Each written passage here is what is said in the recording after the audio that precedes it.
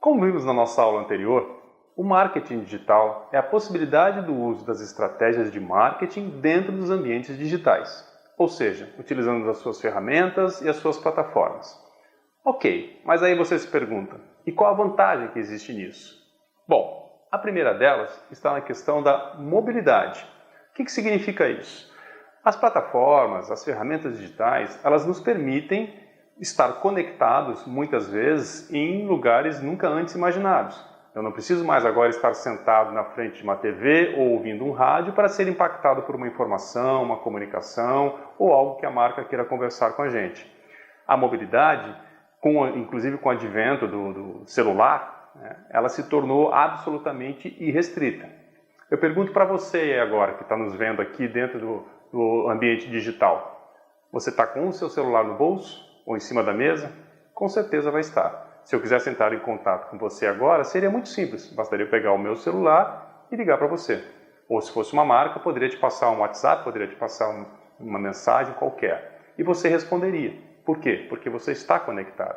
Então essa mobilidade é o fato de você poder estar em qualquer lugar e poder receber em qualquer lugar uma informação, um dado de uma marca, seja lá o que for.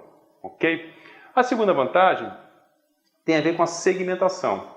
Segmentação de mercado, para ser bem breve nesse conceito, que realmente é um conceito amplo, que merece depois até inclusive um curso sobre isso, nada mais é do que você poder definir, recortar, separar dentro de um grande mercado aquele pequeno mercado que te interessa.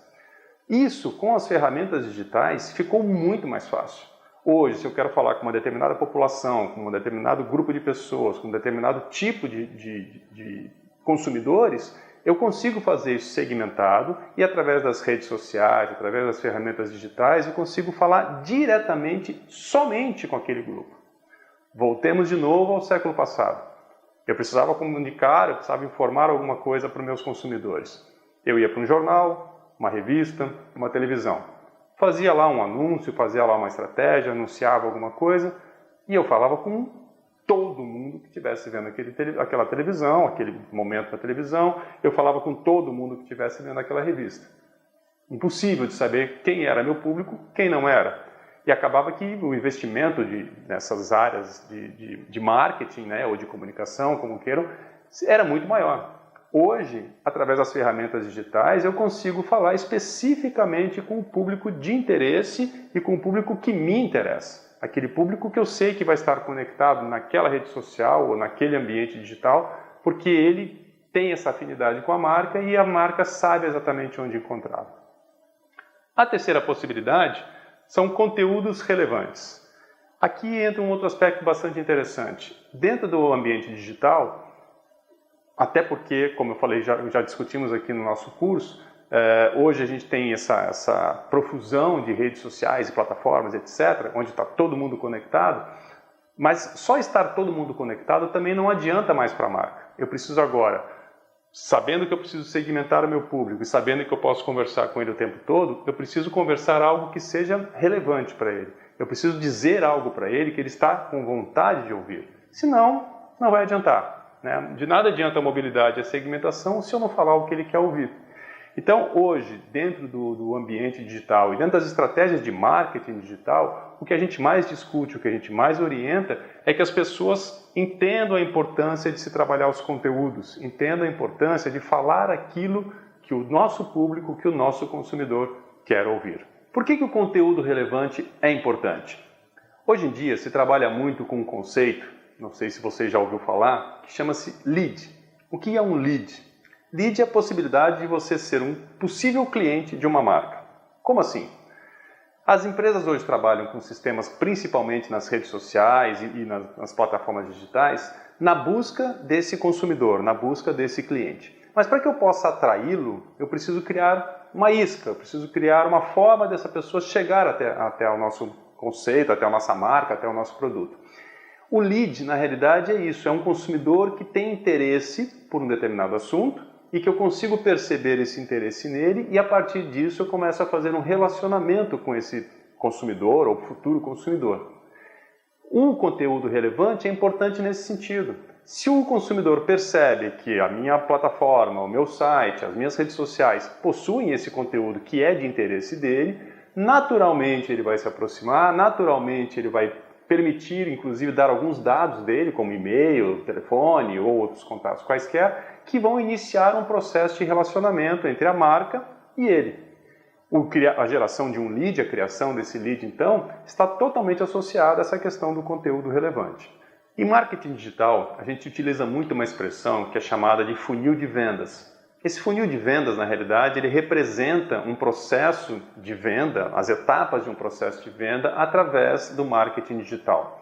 Muita gente confunde isso, dizendo que isso é o marketing digital, né? Como a gente já viu, não é. Marketing digital é o uso do marketing no ambiente digital. Mas esse processo, essa ferramenta do funil de vendas, ela trabalha com essas etapas em que acontecem esses momentos de atuação das ferramentas digitais com o consumidor. Vamos falar um pouquinho sobre isso então. A primeira etapa é a etapa de atração. Isso que a gente acabou de colocar para vocês com relação ao conteúdo relevante, vai atrair um certo tipo de público, um público que tem interesse por um assunto que você está falando, e que, consequentemente, vai demonstrar interesse em buscar mais informações sobre aquele assunto. No momento em que ele vai buscar mais informações, é aquele momento que nós citamos que ele vai deixar um contato, um e-mail, para evoluir nesse processo. Aqui funciona muito trabalhar, por exemplo, com o que a gente chama de iscas, né? Então você vai deixar lá um e-book para esse consumidor baixar, um livro de receitas, dicas, enfim, algo que seja do interesse dele naquele assunto que para ele é relevante e tem uma certa importância. A segunda etapa é a conversão, ou seja, eu atraí esse cliente, né, fiz com que ele percebesse a minha marca, o meu produto, em função de algum tema relevante para ele.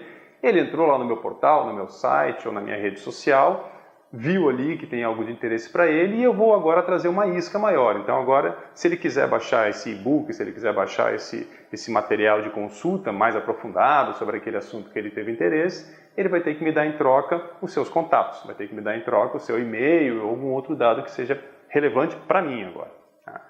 A partir desse momento, quando ele passa esses dados para a gente entra na terceira etapa, que é a etapa do relacionamento. Agora eu vou me relacionar com ele. Nessa etapa, costuma-se dizer que não tem muito como ter um parâmetro sobre quanto tempo demora. Às vezes esse relacionamento pode ser rápido, dependendo do grau de interesse do cliente, como pode ser mais prolongado. Muitas vezes essa etapa de relacionamento necessita de outras etapas de conversão. Eu preciso talvez disponibilizar outros conteúdos para ele, disponibilizar outras dicas, outros e-books, enfim, que ele consiga perceber interesse também, e eu vou me relacionando com ele até que eu sinta que ele está num momento, ou num processo onde ele está apto a consumir. É nesse momento que eu vou então vender. Agora eu sei que meu cliente teve interesse na minha marca, teve interesse no meu produto, teve interesse no meu serviço, eu consegui manter um relacionamento com ele, consegui identificar quais são as necessidades, lembra da nossa primeira aula, necessidades e desejos? Eu consegui identificar essas necessidades e consegui oferecer para ele algo que ele deseja, algo que ele quer. A última etapa desse processo seria a etapa da análise. Na realidade, ela entra como última apenas por uma questão de uma ordem cronológica, mas essa etapa de análise ela acontece desde o início do processo. A etapa da análise é aquela etapa que onde a gente vai estar o tempo todo mensurando os resultados das ações que estamos fazendo, sabendo se estamos no caminho certo ou se precisa de alguma forma alterar, desviar essa rota. A análise final também serve para saber se o nosso processo de venda aconteceu de forma correta, eficaz, e se há também um tipo de feedback que a gente pode ter do cliente, sabendo da questão da satisfação dele com relação ao nosso produto ou serviço que ele acabou de consumir. Até a próxima aula.